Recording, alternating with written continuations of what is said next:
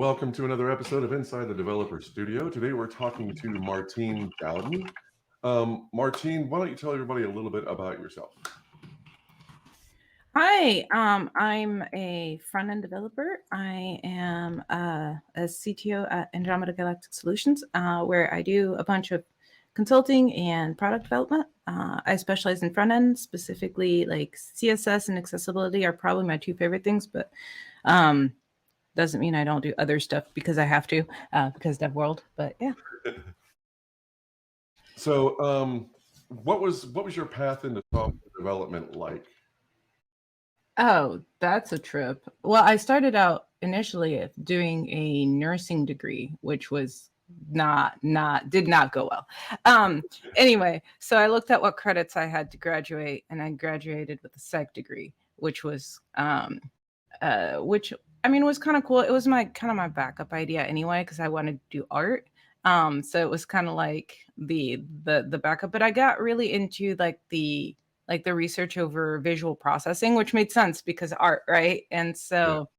so in the art world, I ended up getting asked for a lot more digital, which went to graphics, which went to graphics design, which got me into web, and it just kind of spiraled downhill from there. I took a couple courses at a community college and got a visual communications certificate or something along those lines. Anyway, they taught us slice and dice in Photoshop. I'm not sure if it was worth the money or the time, but whatever. That also kind of dates it. But yeah, eventually I got into development and yeah, I just kind of fell in it because I never planned to do it. Like I'm not one of those people that coded from infancy or whatever. Like some people have been coding since they could walk, basically. But yeah, no, I just kind of fell into it, loved it, and stayed. Nice. What were some of the early watershed moments for you in your career that you were like, this is the direction I want to go with my career? The oh goodness. Probably I started really enjoying front end the first. So there's kind of two moments. One of them was so back to that whole class where they're teaching us slice and dice, right? Mm. And the CSS3 had just come out and I was playing with it. And the teacher goes on to explain divs and how they're all squared. So of course I put border radius on it, and I already was trolling the prof anyway because he was yeah. And so I'm like, my computer's broken. They're all circles. Confused the living daylights out of him for like an hour, and then when he finally figured it out, I thought he was going to get me expelled. But so that was just the ability to manipulate things was and to kind of be able to shape what I was doing with traditional media, because historically, I mean, watercolor and like oils and were kind of my thing, and to kind of figure out how to do it on a computer was really interesting. So it was the problem solving aspect. And then after that, kind of on the accessibility side, um, the the other option was to get when I started a project and we were made to be accessible, and so I had to go down all that and figure out what that meant because it was never taught, and figure out all that fun stuff. Um, that was very interesting to me, and so that kind of and I ended up meeting some really cool people and some really cool mentors, which helped a lot. So speaking of that, what was it about the mentor thing that made it work? Because I've been on both sides of the mentor thing, and it never seems to work out really well. Like either I'm a mentor and the person just kind of loses interest in whatever it was I was mentoring them on, or we can never really figure out like how we should communicate, when we should communicate. What were I noticed that in your bio and some of the stuff that I read about you, you were talking about how mentorship was such an important part of your career. What was it about the mentorship that really worked for you? Um, I would say that um, part of it was the having somebody. I had some people that were really good at guiding, like not necessarily how I should do something, but like what to go look for, like what to go find, what are the things I should be paying attention to. Mm. So that was really helpful. And then just the support, not necessarily the not even it's not as tangible. It's like having somebody to tell you when you're stuck because you spent 2.5 hours over a misplaced semicolon, telling you that it's okay, that it happens to them too, because they've been in that space, they've been in that career, and they know that it happens to everybody, but to be able to tell you that that's what's going on, right? Yeah. Now, did you set up like an actual like you are my mentor, or was it just like I know this person and I know they know how like Angular works or React works or whatever, and I know I can ask them questions, or was it more formal than that? No, it was more of a like it was a lot more informal, I think. It was more of a hey, I get because a lot of times they were colleagues, so it was a lot more of hey, I have a problem, can you help me? Um, can you help me fix it? Or what would you say? Or we, go have a drink and hang out because it's Friday or whatever, and then do the thing, right? So it was um that was more the aspect of it than Nice. it was not near as formal as a lot of people might think. So tell me a little bit about Andromeda Galactic Solutions. Okay, so that's my baby. My partner and I founded that. Basically, the idea was that we had been in consulting. Both of us had come out of really like sucky jobs. The soul sucking kind. Everybody's had at least one of those, right? And we kind of wanted to one. We were like, okay, I'm done dealing with the asshole. I'm going to become the asshole. Let's start there. Like I Okay. didn't like no, not necessarily with the goal of becoming an asshole, but with the goal of not having to, having a lot more control over like our day-to-day work life, because having been in consulting and having done a lot of it, like there's nothing worse than being placed somewhere and having no control over your daily work life, right? And Yeah. then you're whoever whatever consulting company you're working for going, we can't do anything for you. And so we figured that that was fundamentally broken. And the other half of it was we had already started the parking app Flexi Park, and so we were going to we were already starting that on that whole like this gives us a platform to create actual projects that we want to build. And so that was kind of the two catalysts coming together to say okay, let's do this. And so it was rough in the beginning. Like there was a time where we all still had our regular jobs and trying to build up the products as we had our regular jobs. And then over time, going to being able to do that full time. So Now, you guys were already fully remote before the pandemic, right? yeah, Okay. that was a big thing for us. The like I don't have anything against in person. Like there are meetings that I think work well in person, and there are meetings that there are instances for that. But on the day in and day out, when I'm just hacking out code to send somewhere, like I let me do it Yeah. in the comfort Does of it really my matter own where I home, do it? Yeah. right? We had already been, even in the jobs we had before that, we had already been working partially remote.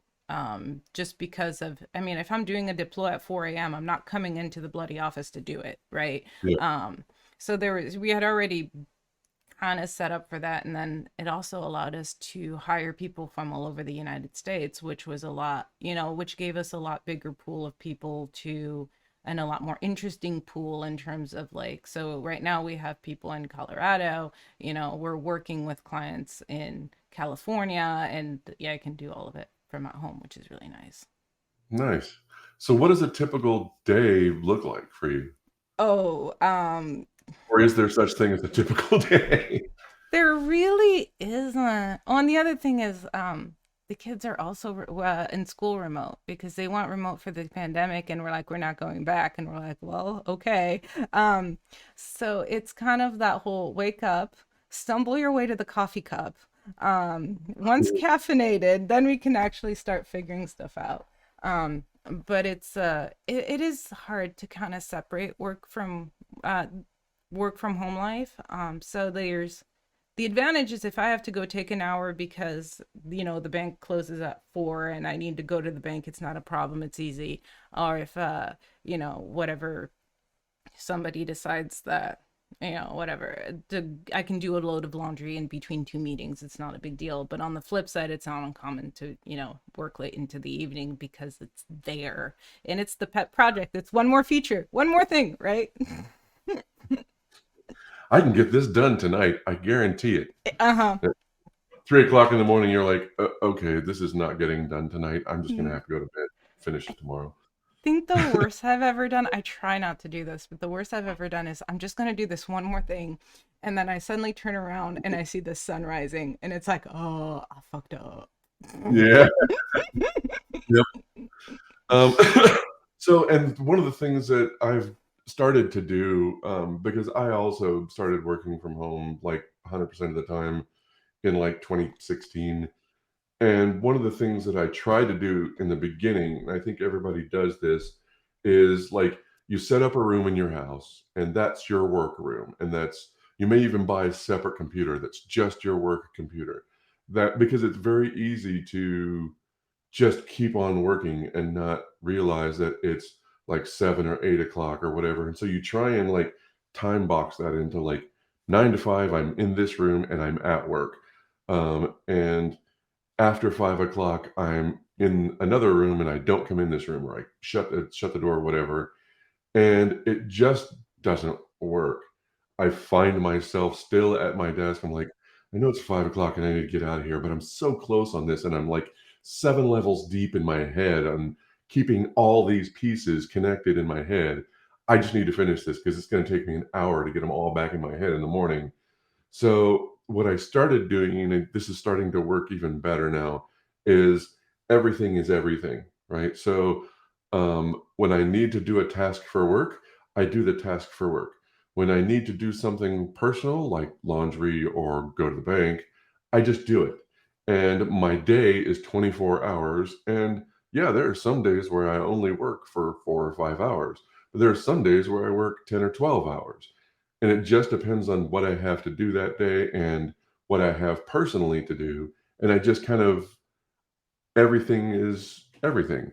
Um, yeah, don't want to quote Donny Hathaway too much, but so everybody knows some of the basics of accessibility, right? But what are some of the important things that like people know that like you need to have like there are red green colorblind people, so you don't necessarily have to just make your go button green. You need to put some other indicator on there or whatever.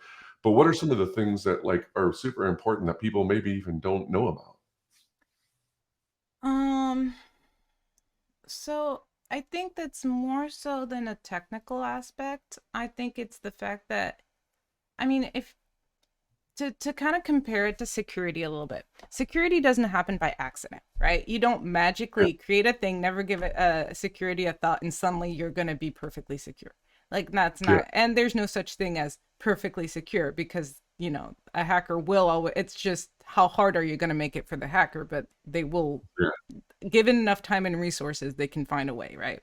So accessibility is very similar in the sense that it doesn't happen by accident. You're not going to accidentally be accessible. You have to test for it, you have to account for it and plan for it. And two, you're never going to be 100% accessible for everyone all the time. Like there's some things that are black and white and that you can just calculate. Like the color blindness is very simple. You can say, does it pass color contrast? Does it not? There's no gray area there.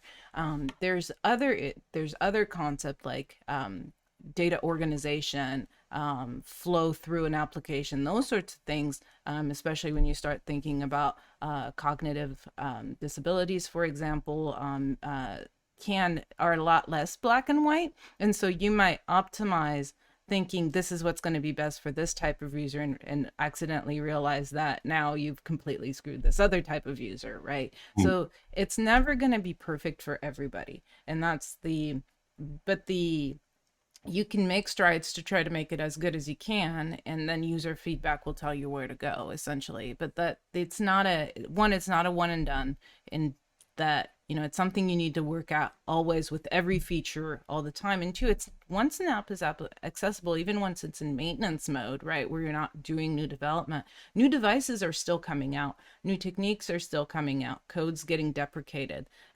Hmm. And so accessibility is never stagnant, right? Or we just learn new things that, hey, this magical new thing is really helpful. Like the fact that light and dark mode became a thing recently, like in the last Hmm. couple of years. You're seeing it everywhere now. Like that can be the ability to choose a light versus dark mode can make a world of difference for some people, even though the funny thing is that's not actually in the accessibility standards. You don't have to have a white and dark mode, but it still makes, it can make a world of difference for some users, right? So Uh, it's one of those things where, technically speaking, yes, there's some hards and fasts. We could go down a list of, just like there's the AWAFS top 10, you can go down the accessibility top 10s. But that's not, I think that's missing the point, that the end all be all is let's do what works for our users, and that's where the importance is, right?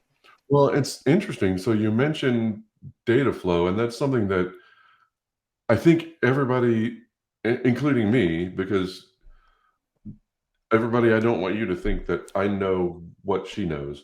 Um, but I think of accessibility as like mostly the UI, right? The colors, the text, making sure the text is big enough, that the things scale well for, big screens or but when you were talking about the way the data is laid out on the page, that's something that I never really thought about, but it kind of makes sense for, people with different other cognitive disabilities like dyslexia and things like that.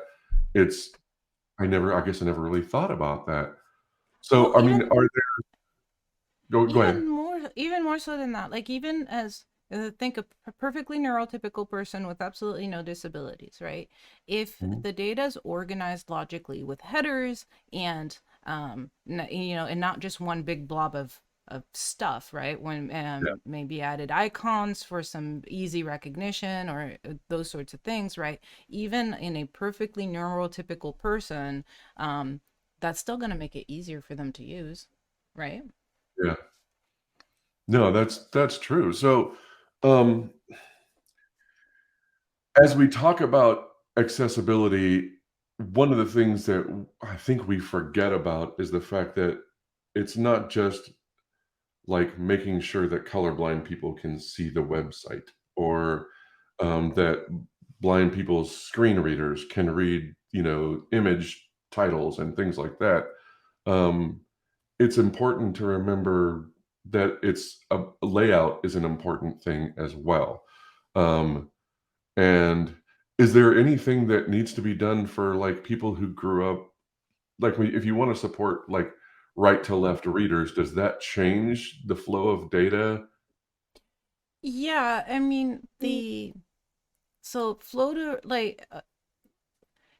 direction. Now, I 99% of the work I do is in English. So, and the other work I've done has been in French. So we're all talking left to right languages that use a Latin alphabet, right? So the once we get into text direction in terms of languages that are written left to right, so like Hebrew, for example, or you're getting into excuse me, like Japanese, which can, I believe, can go top to bottom. Mm. You have a whole new situation now where you have, not only do you have the text direction, you have a different alphabet, which means that potentially you need to change your font size based on the alphabet, because Yeah. not all alphabets in terms of the amount of room that they take are created equal, and that could just be because of, if they could be based on the font that you're using. It could be the fact that you're using a different font, because not all fonts have all the alphabets, right? Yeah. And so you're going to worry about font size, but in some cases, yeah, you're also going to worry about layout, because now the eye is going from left to right. So you might mirror, you might not. It depends on, like, that my my solution and my suggestion for that is always have somebody that knows that culture in that language, and the culture is really important too because the Mm. iconography may be different. And the one I love to poke at is take somebody in Britain versus somebody here. Like the shopping cart, we use a shopping cart. A lot of British sites use a little basket. Not saying that both cultures can't understand each other's icon, but Yeah. it proves the point that even in the same language, culture can make a difference, right? Oh, for sure. And, just the differences between American English and British English, like the fact that English people call it a trolley and not a shopping cart, or they call it a car park, not a parking lot, right? Those sorts of things. I think probably Brits are used to reading American websites just as Americans are used to reading British websites. But I think it's something to take into consideration that it's going to be messing with some people that are maybe not from the same culture as you. And I think that that's something that I certainly don't think about a lot. We're so mired in our own culture that we don't think about other cultures where this icon may be offensive in that culture, or whatever. So what's one thing that you wish every developer knew about CSS? About What's your CSS? your biggest pet peeve? Oh. Well, my number one biggest pet peeve is the indiscriminate use of important. Um, but like because that's preventable. And that's an easy one that you can like that can be pointed at.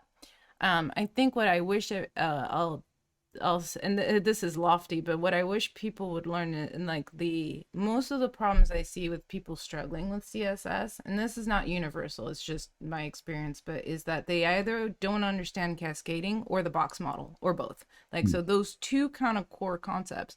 And I'll admit they're difficult, like they're hard concepts, especially how the cascade works and all that fun stuff, and inheritance and what inherits and what doesn't, and all that fun stuff. Like, it's not easy, but the fundamental understanding of those things I think will go a really long way in helping I just understand and reduce the frustration that seems to be around CSS. Nice. All right, I got to do a little commercial break and we'll be right Okay, back. well, I will So do let the me see if same I can then. do this. There we go. So for those of you who don't know, this is all on architect.io. I work for architect.io as a developer advocate, and Architect allows you to deploy microservices as easily as possible on just about any cloud service with no vendor lock-in or any of that other stuff. So definitely check it out at architect.io. They're always going to be the sponsor because I do this for them and they let me do this. So that's awesome. So we're going to get back to the interview now. So speaking of CSS, you've got a new book out called Tiny CSS Projects, right? I do. I'm really excited. So I it's going to print. We're doing the final, like I just reviewed the indexing, and this afternoon we're doing a final run through of like the chapters and stuff. Like got it all laid out. I got the proof of the cover and everything. I'm so excited. So it should be out. I think last time I looked, Amazon had it like was expecting it like in to be able to have it to like ship out in July, I want to say, because there's a paper shortage and things take time.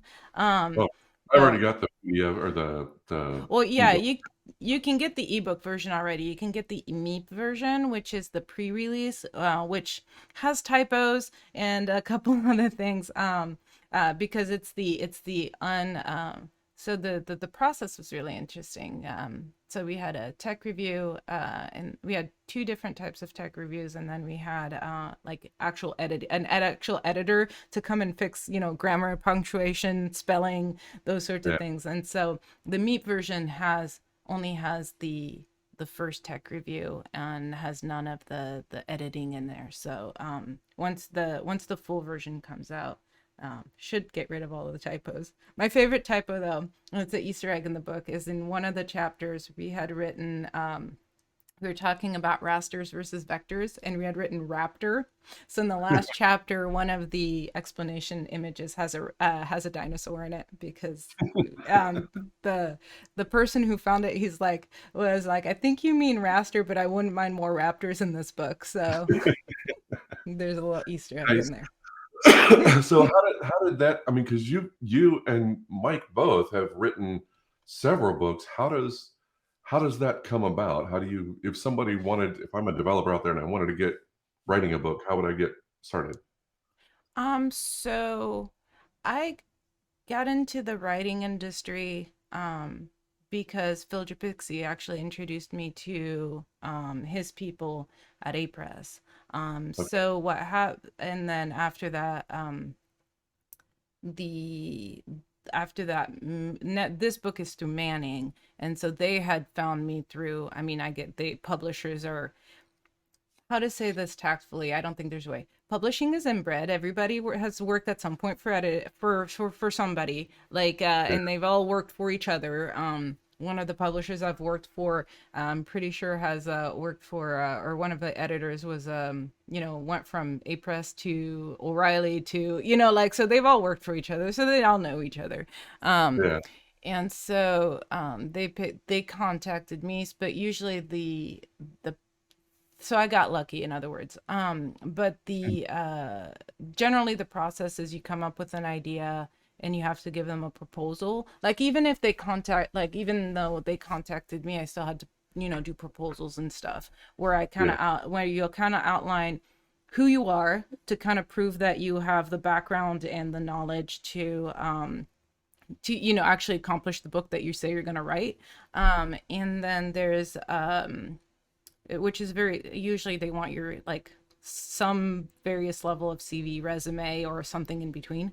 And then after that, there's a, what's the book is going to be about, maybe a general outline of what you're going to cover, and then they'll generally ask you to do a cursory look at what the competition looks like. Okay. So Nice. What does that process look like? I mean, do you sit down and just write all the time until the book's finished, or do you sprinkle it throughout your regular work days, or? so I've been told I'm not a normal cookie in that realm, because what I when I write it, I break it down by chapters. Because the otherwise, I mean, it's not like you start a book at the beginning and sit down and write, 500 pages worth of dribble and come out on the other side. It doesn't work that way. Yeah. Maybe some people can, I can't. So I break it down by chapter. And generally, by that time, because you've done the outline and everything else, you already know more or less what you're going to put in it. So I will start at the beginning of the chapter, um, and figure out what code samples I need, get my code samples written, and then go through and write my chapter. And since most of my work is very visual, then I'll go back a second time, and I'm writing the chapter, I'll rewrite the code a second time so I can take my screenshots as things are getting added, right? Because it's Mm. like, especially this one, which is very project based. So it's it's like, explain a bit, show the code, show the outcome, explain a bit, show the code, show the outcome. I mean, it's kind of that sort of very structured format. And so it allows me to go through the code a second time and make sure that what I'm writing matches what we're showing, matches the screenshot, right? And then after that, it goes to, so you do a first pass kind of that way. However much editing you do on your own stuff kind of depends on the person. I'll generally reread it a couple times and then bounce it over the wall. At which point, it depends on your publisher where it goes once the chapter's written. Now, every publisher I've worked for has been chapter based. And then like in our case, once we had a number of chapters for this last book, once we had four, I think it was 4 or 5. Anyway, they went out to Meep, so they started pushing them out to Meep, and so we kept on going with the chapters, and they kept on pushing them out, and then people provide feedback through Meep. So they caught some typos, they caught some whatever errors, they caught some things like, hey, I'm doing this in Firefox and it looks funny, and then you go dig out and it's like, oh, well, we forgot to check this in Firefox or whatever, like. And then you go through the technical editing where they'll tear your stuff apart, and then you go through the editor that really reminds you of being in English class and getting torn Yeah. apart, and then you fix all that, and then you have a book basically. Nice. Nice. And I was going to say, would you do it again? But you've done it like 4 or 5 times now, so obviously the answer is yes. Yeah, But I'm a what's the worst sucker. thing about writing a book? Mm, what's What's the what? worst thing about writing a book? Depending on the number of chapters, once you're about like three-quarters the way through writing your chapters, because you feel like you're towards the end, but once you've done it a couple times, you're like, okay, I'm almost done writing. And then you remember there's all that editing. And so Mm, you like, and this only hit me the second, like the starting the second book, where I started thinking, because the first book I was like, yes, we're three-quarters of the way done, we're almost there, there's the finish line, right? You know, because there's all that editing, right? So it's like so there's that there's kind of that lull about a little bit past halfway through, somewhere between like one third and three-quarters. That's kind of, it's mm. kind of hard to push your way through because you know how much work is still there. And so for Yeah. me, that's the hardest part. um Various people may have various things they hate more or less, but for me that's really the hardest, is that whole like that middle ground where you know you've done a bunch of work already and you're like, I wish this was over, and then there, you know what's coming and it's like, oh no, oh no, I want to be done, right? Do you finish a book and like immediately go, I'm never doing that again? And then a month later, you're like, I've got an idea for a new book. um yeah, pretty much. Usually like after the first one, I swore I'd never do it. After the very first one, the ABC book, which was a Mm. completely different ball game. Yeah, Um, for those who don't know, this ABC book's absolutely fabulous. So each letter is basically the starting letter of a language that starts with that. Like A is for Ada, and then there's a Hello World program in Ada, and it goes all the way from A to Z, which is just fantastic. If you have little kids who are like, or if you just want to see what other languages look like, it's a awesome book. So definitely check it. Sorry, commercials over. Go but no, so ahead. that one is a very different ball game because it was, I mean, it's a picture book. Yes, we had to write all the Hello Worlds, but essentially there's a one little factoid at the bottom, which is like a sentence and a half, and the bulk of the work was actually coming up with the concepts and the graphics. Um, in the Hello World and making sure they all compiled and all functioned. Which those, all of those Hello Worlds are on GitHub, by the way. There's a GitHub repo with all of them. Um, Nice. and then so that was a, so once we got done with that one, just because of the nature of the project, I was like, sure, we'll do another one. This was a hell of fun. And then we did the first, like what I would call like serious book, or like, okay, kids books are over, we're going for the adult books. And I was like, after that one, I was like, never doing that again. And of course we all know that that was how well that worked. Yeah. Now I know better than to go the squaring off ever writing another one, because I know if the opportunity presents itself, I'm gonna do it. So You're also an Angular Google developer expert. So yes. what led you to Angular and not React or um Svelte or Vue or whatever? I started in Angular JS. And so which wasn't like, I think React was starting at the time, but not, definitely not there. And at the time when Angular JS came out, I wasn't doing near as much JavaScript as I do today.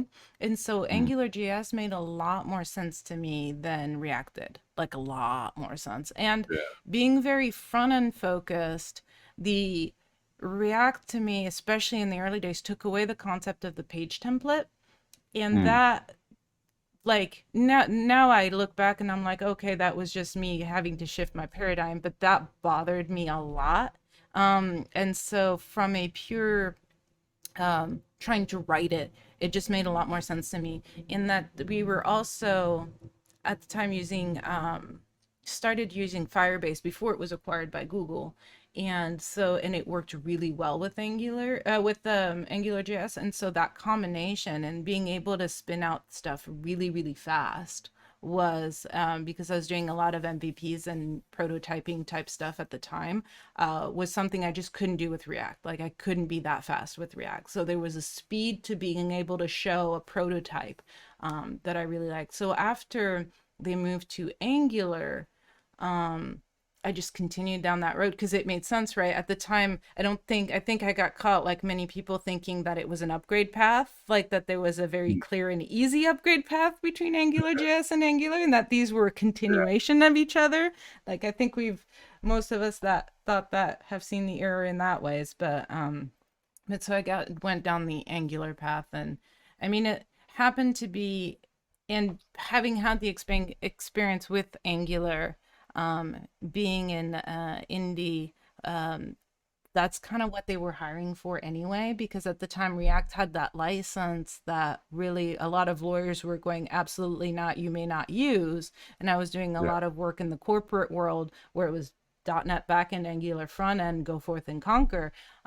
So that's the work that was available. That's the work I was being asked to do. And so that's kind of why I went there. Now I've used React a couple times, but it's definitely not my primary go-to. The one that I've started playing a decent bit with for one-offs is Vue, simply because like I can put 3 components in a code pen, right? Like, Yeah. and go forth and conquer. So I've been playing a lot more with that, and I was told that Svelte works really well with D3, which has now piqued my interest. So we might be looking at that, but it's more, are there definite like religious wars over this crap? Yeah. Do I care? No. I'm gonna use the tool that works well for what I'm trying to do. Um, so that's kind of and Angular just happens to be the one that I use the most simply because of the type of stuff I've been doing lately. Is Nice. really the bottom line. Um, and so I know you're also into like static site generators like 11D and things like that. What's your favorite one right now? Right now it's 11D, and I gravitated towards it because all of their documentation had accessibility notes in it, and I was like, sweet, this framework was created with that. At least this was like, if you're putting it all over your docs on almost all of your docs, then that means that like you actually care, and this is being built with that in mind. Cool, we'll try that one. Um, Huh.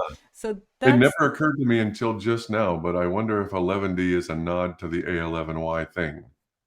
I don't know, honestly. I know their icon is a little possum, and their community has been absolutely brilliant, which has kept me playing with them because, like I've I'm not a big fan of Discord. I've not had very good experiences with Discord.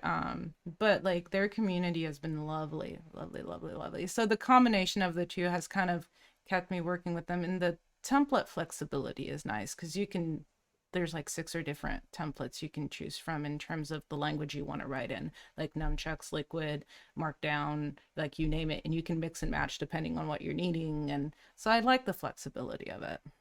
Interesting. Interesting. Okay, so for someone who wants to be, let's say, get serious about accessibility, where's one of the places that they should start? Oh, well, so shameless plug, get my book, approachable accessibility. No, now definitely do get the book, but that's the where to start. It depends.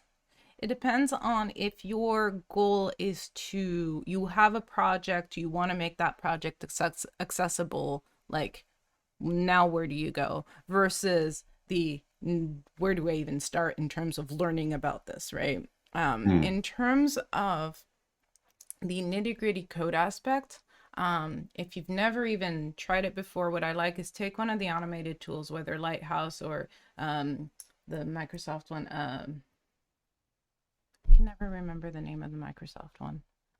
Um, what is it called? Accessibility Insights for Web. There we go. Either way, like the Lighthouse is convenient because it's right there in your Chrome DevTools already under the audits. Accessibility Insights is a plugin. Either way, but run their automated tooling, find your errors, because what will happen is in your error, they'll give you a link to the documents in the spec for what's wrong with that error. And then what you can do at that point is start building that repository of knowledge of like what the errors are, because then the docs and the specs have links to examples on how to fix it, and more importantly why the spec exists, like what's the kind of the spirit behind what they were trying to achieve with the spec, right? So you can kind of get an understanding and start working through those, because now you're starting to gain one issue at a time and one bit of knowledge at a time as it comes up. But once you're starting to get 100% on your automated, you're not done. That's the key. You're not done. Because then there's all the automatic tooling, and that's where that Accessibility Insights for Web from Microsoft is kind of cool, because it has that big long checklist. It is long, it is obnoxious, it is overwhelming from that standpoint, but it gives you a nice sense of things to look at and learn about in terms of going through and learning all of the things that go into making a page accessible. So that's kind of where I would go. And the other thing is, pick the big ones. Like if you have a website and you know it's not accessible and you want to get started down that line, and you know that you don't have any alt text on any images, it might be a time consuming thing to do because you may have a lot, but it's not a hard thing to do, right? Go ahead and do it, because yeah, are you going to be fully accessible? No. Is it going to be one step closer and therefore better? Yes. Right. So it's like, Yeah. there's nothing wrong with baby steps. Right on. Um, is there anything else that you want to plug? So we've got your business now, and Andromeda is it just a consulting service, or do you guys have like specific services that you guys provide, or We do consulting, but we also do training. So like if you're wanting to level up in CSS, or you're wanting to level up in Firebase or Angular, those sorts of things, we definitely do custom training. We also do like the accessibility audits. So what we'll do is we'll help you figure out what's wrong with your site, and then you know, if you want help, you fix it as well. So those sorts of things as well. right on? Besides the new book, is there anything else that you want to plug?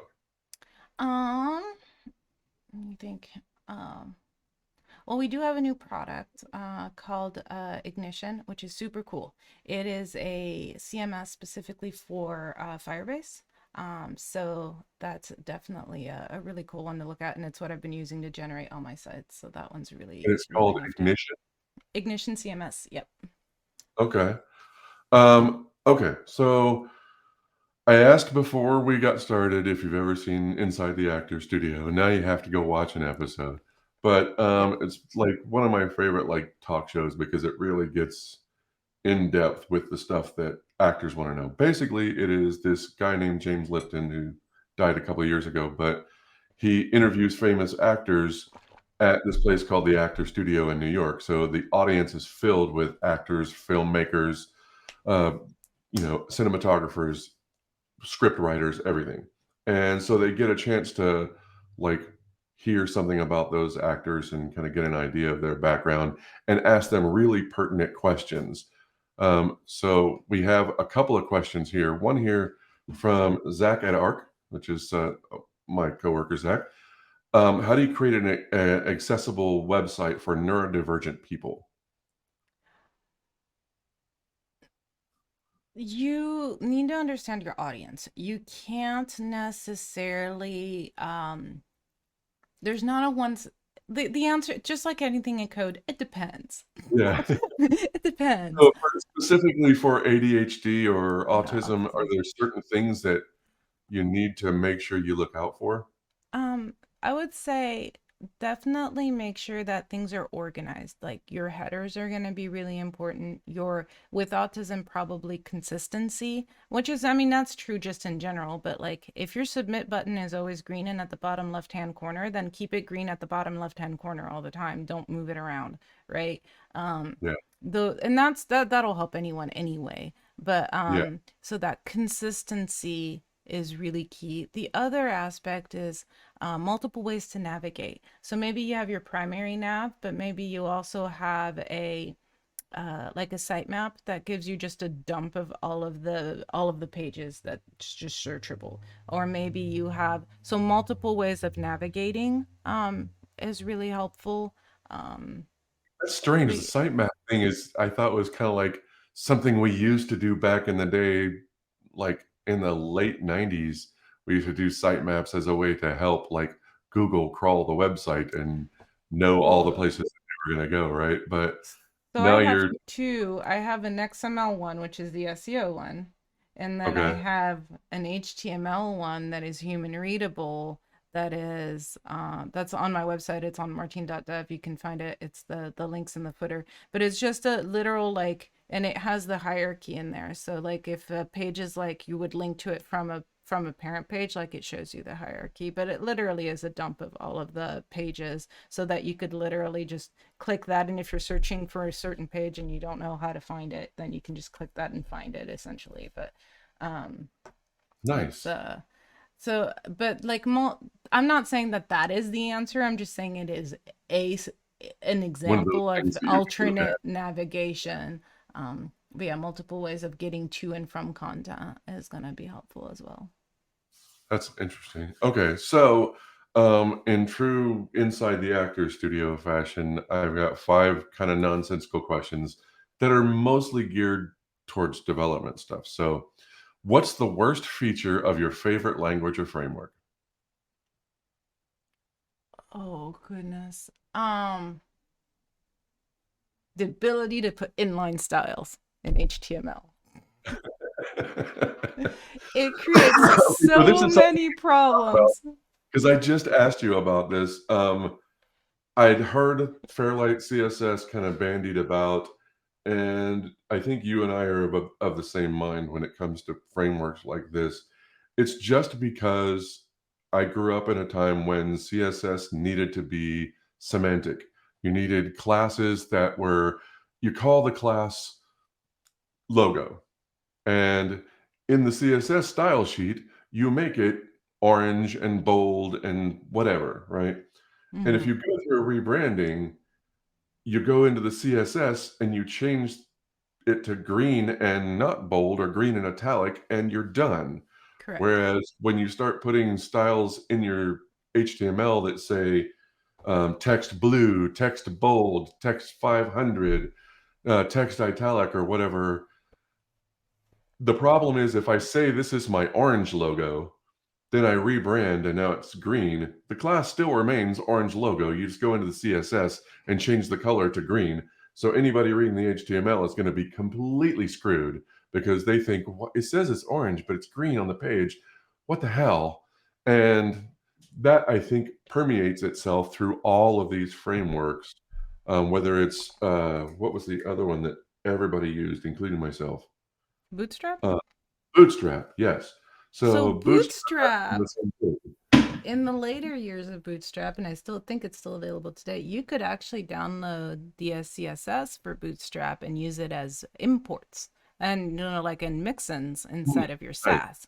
So if you did it that way, which nobody ever did, let me make like I only saw that like in and like niche blog articles a couple times. Like I've never Yeah. seen it in the wild.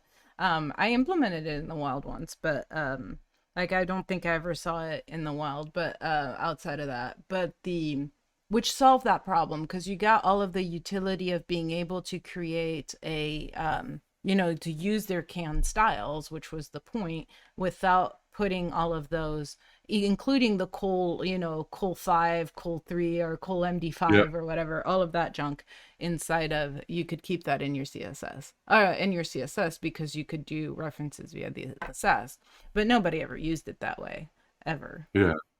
Well, and I hear a lot of love for Fairlight and a lot of hate for Fairlight, and I ended up falling into the kind Fairlight of or Tailwinds? Tailwind. Sorry, I don't know where I get Fairlight from, but Tailwind CSS. Sorry, is one of those things that like everybody kind of either loves it or hates it, and I feel like the people who love it are the people who don't like CSS to begin with, and they just want to put the stuff in their HTML and it just works. They don't want to have to figure out how like vendor codes work or thing or how the display box model works. They don't want to learn that stuff, and I get it. I mean, it's totally valid to not want to know those things, but There's a time and place for frameworks. Like I have not used, like, in full disclaimer, I've never used Tailwinds in other than piddling with it for 2.5 seconds to understand what the hype was about. Like, so I haven't like tried to do a project in Tailwinds.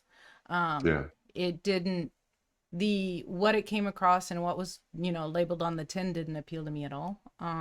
yeah, That because I've, like, based on how it's presented and how people were talking about it, it felt like it had the same shortcomings as Bootstrap in the sense of those inline styles and those utility classes.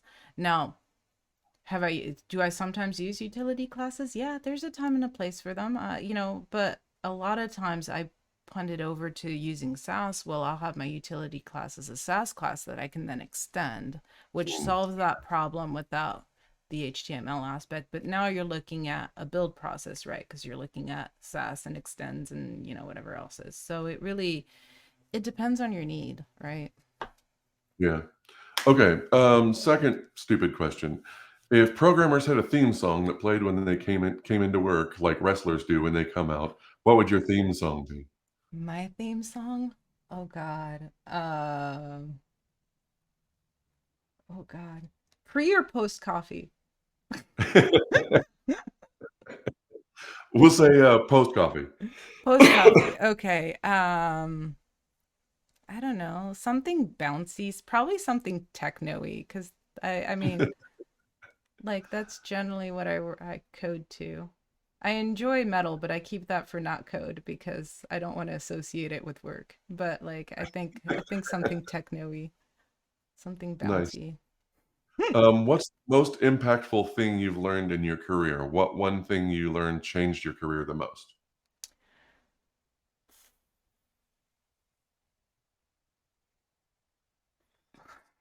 Um, that's a hard one. A lot of things. The hardest part of development is people. Hmm. It's not actually the code, because the code Yeah. is just a skill. Yeah. Um, what job would you have if you couldn't be a developer?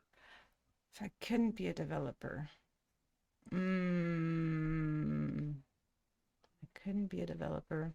I always Or let's threaten when I'm over the digital and the technology and the BS that comes along with it. I always threaten to start an alpaca farm and go off grid. So, but no, I don't know. Maybe like a bookstore owner or something like that, or maybe have like a coffee shop slash bookstore or something like that. Nice. Um, what's a one sentence hot take on front end development?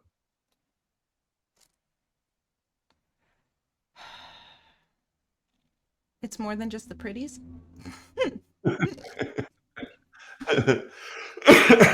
Okay. I'm not sure that's a hot take. I think No. that's that's just good advice, I think. But Yeah. okay, well, I want to thank Martine for coming today and for sharing her knowledge about CSS and accessibility.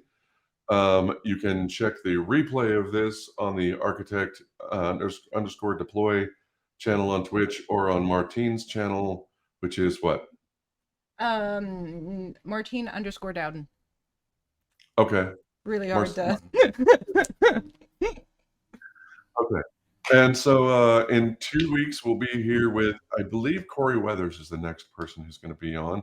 So make sure you tune in. And if you haven't checked out architect.io, make sure you do that and make sure you like and subscribe if you haven't done that. I can't think of any other things that I need to say. So this is where we end the broadcast. Thanks again, Martine, for coming.